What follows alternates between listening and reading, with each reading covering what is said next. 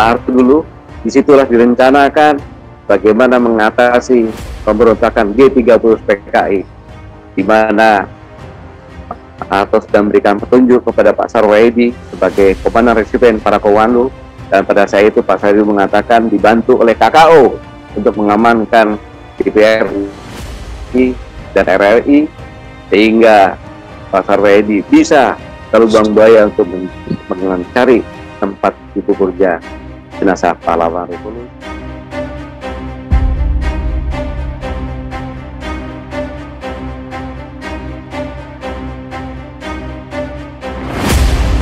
Hilangnya atau dibongkarnya patung-patung dari diorama sejarah PKI di Makostrad itu, hal itu adalah menandakan penyusupan komunisme di tubuh TNI.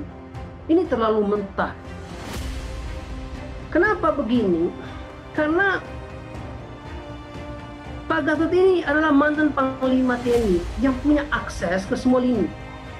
Tentu saja dia punya akses ke semua lini, termasuk akses kepada Pak Letnan Jenderal TNI Purnawirawan Asmin Yusri Nasution.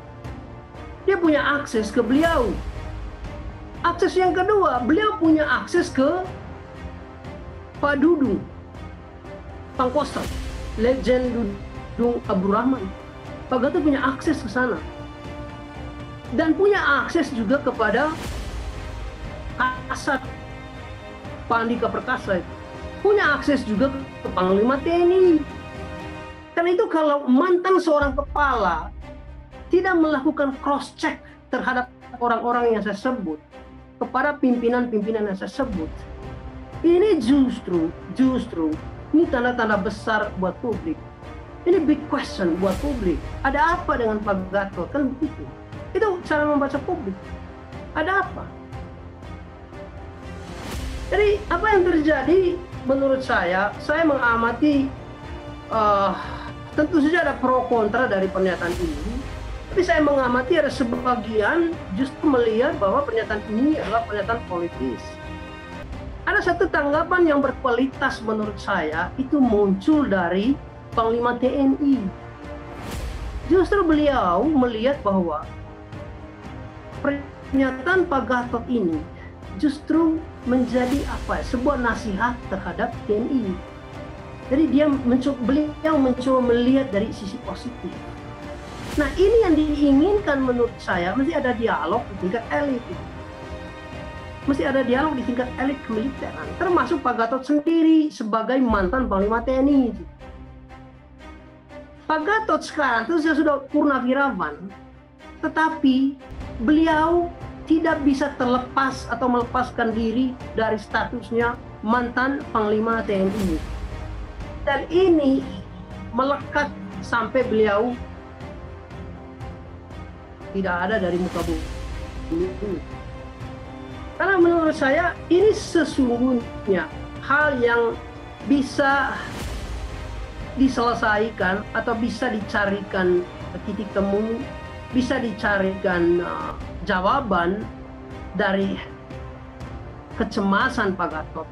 Siapapun saya rasa kita punya kecemasan yang sama sesungguhnya. Tetapi dialog di tingkat elit itu adalah sebuah, menurut saya ya, ini sebuah keharusan yang perlu dilakukan oleh elit-elit politik kita, baik yang ada di pemerintahan maupun yang ada di luar pemerintahan. Itu poinnya di sana. Oke Bang Edu, artinya dalam hal ini apakah mungkin Pak Gatot itu sedang mencari panggung ya, dalam tanda kutip untuk tentang dirinya untuk 2024 mungkin dengan mengembuskan isu-isu PKI ini, karena kan isu-isu PKI ini boleh dibilang seksi lah gitu, pasti banyak gorengan apalagi banyak menarik perhatian masyarakat begitu.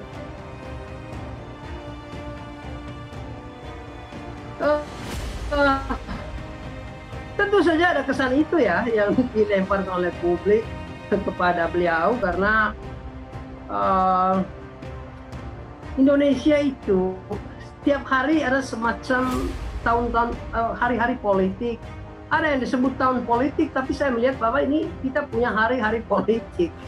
Karena itu kalau isu komunisme ini terus di-recycle dari tahun ke tahun, menurut saya publik akan segera membaca bahwa ini pasti ada sesuatu lah ini.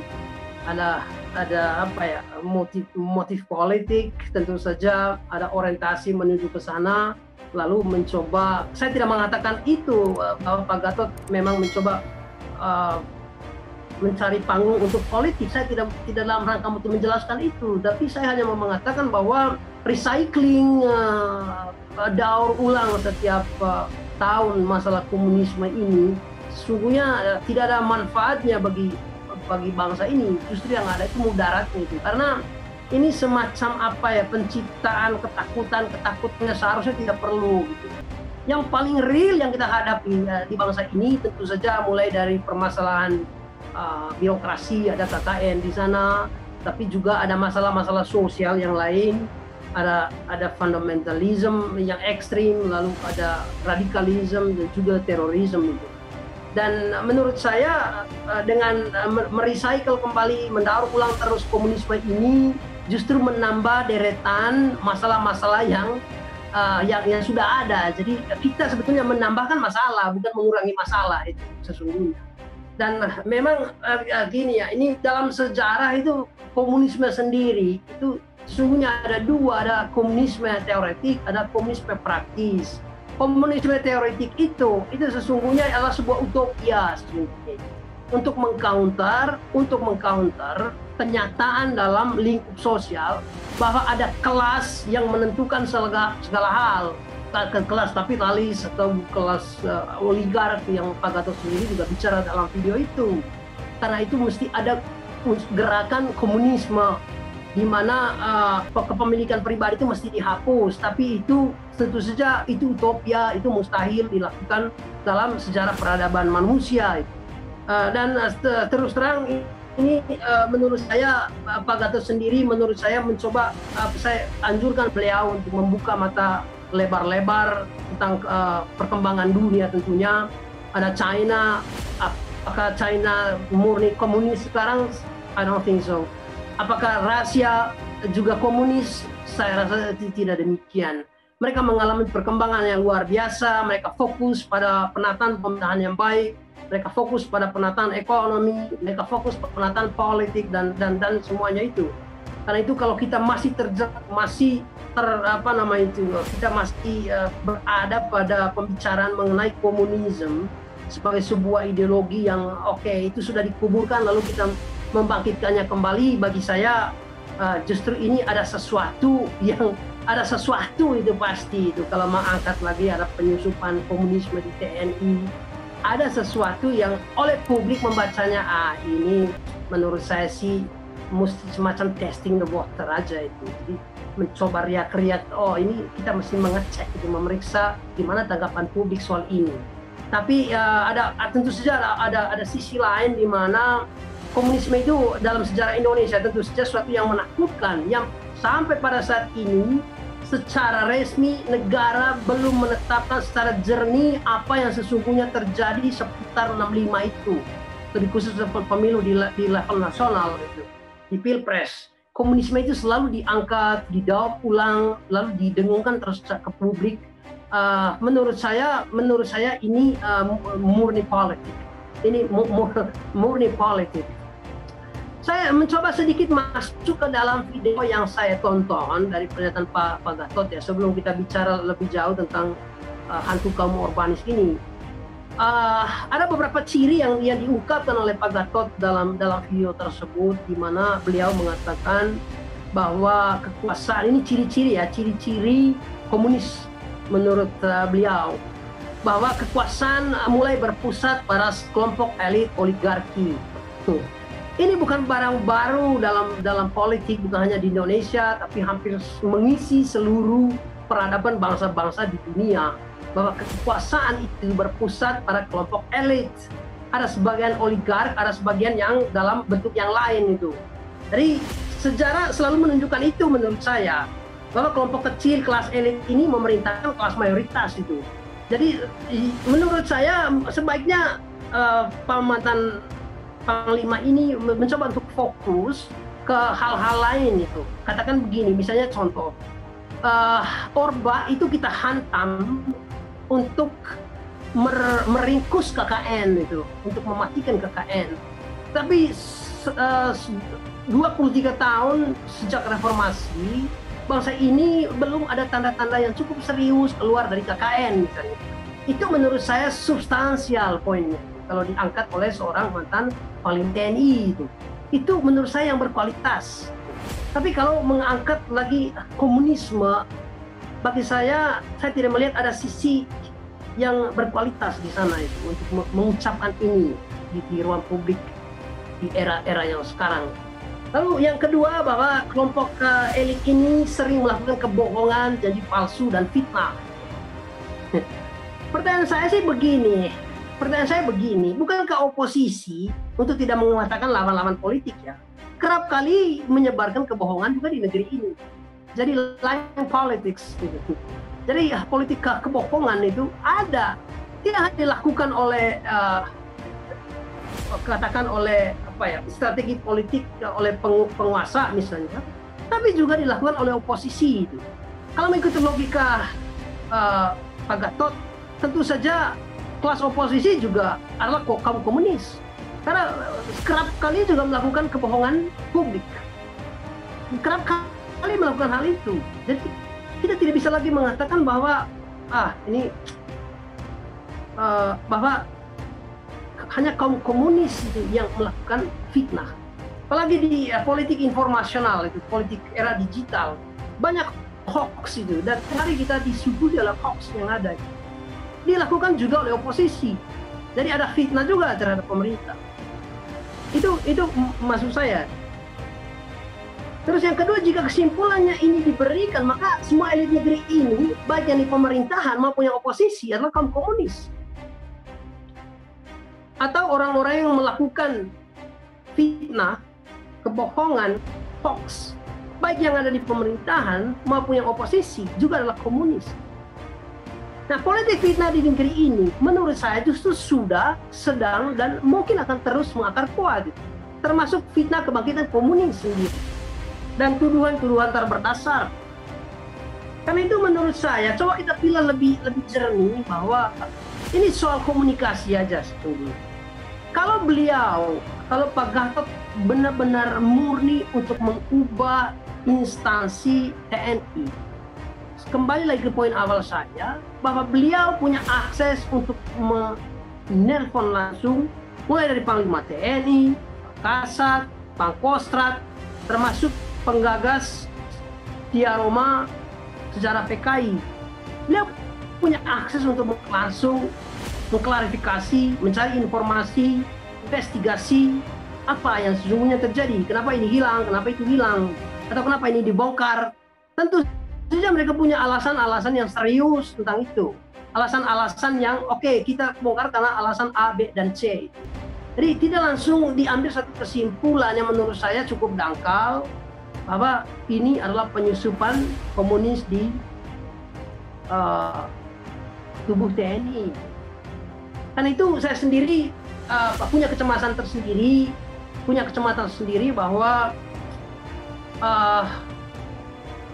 Pak Gatot, beliau sebagai mantan Panglima TNI, untuk mencoba lebih menurut saya mengambil langkah-langkah. Beliau tentu saja paham betul strategi komunikasi. Orang nomor 1 TNI loh ini, punya strategi komunikasi, beliau paham betul bagaimana kecemasan beliau itu dicarikan jalan keluar dengan cara melakukan komunikasi di tingkat elit dengan elit militer. Jadi menurut saya sih itu yang perlu dilakukan. Terus yang ketiga, ada salah satu ciri yang ketiga yang diungkapkan oleh Pak Gatot, bahwa kelompok elit ini senang memecah belah rakyat, merebut dan mempertahankan kekuasaan dengan segala cara. Saya rasa beliau sebagai mantan Panglima TNI paham betul bahwa politics, the real politics, politik yang real itu, selalu urusan itu adalah merebut dan mempertahankan kekuasaan. Itu poinnya itu.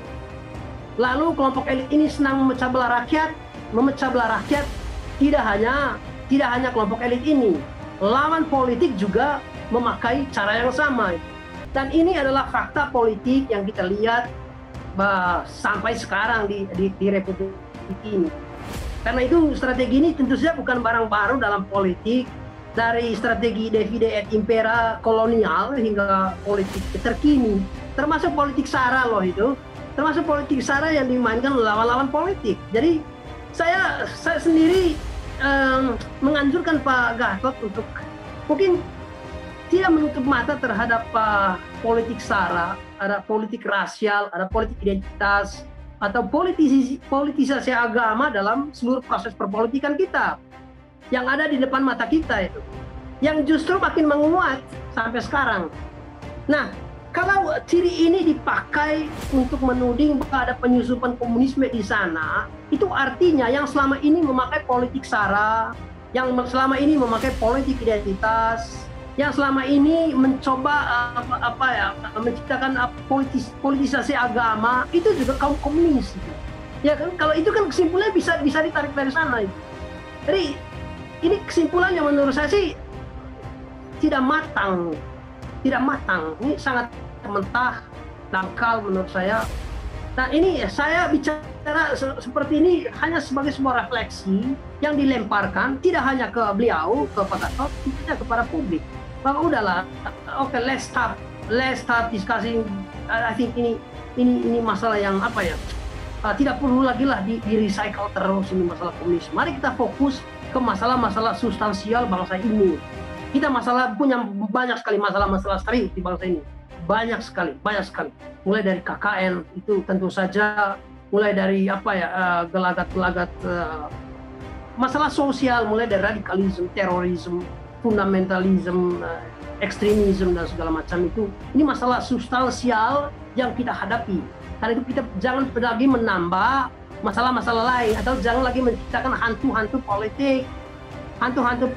Karena di mata saya, dalam analisis saya, komunisme ini adalah hantu bikinan, hantu buatan. Ini juga bagian dari strategi politik. Kalau kita membaca secara serius pasca reformasi, bagaimana komunisme itu di-recycle terus, menurut saya ini adalah salah satu strategi penciptaan hantu dalam ruang politik untuk menciptakan soliditas di level para pemilih, lebih khusus dalam menghadapi politik elektoral dalam pemilu, dan selalu komunisme ini di-recycle terus, digali lagi terus, dihidupkan kembali, dibikin semacam hantu yang menakutkan untuk sekedar menciptakan soliditas. Lalu orang memilih karena ketakutan, oke, kita harus memilih si B itu karena kita punya hantu yang sama.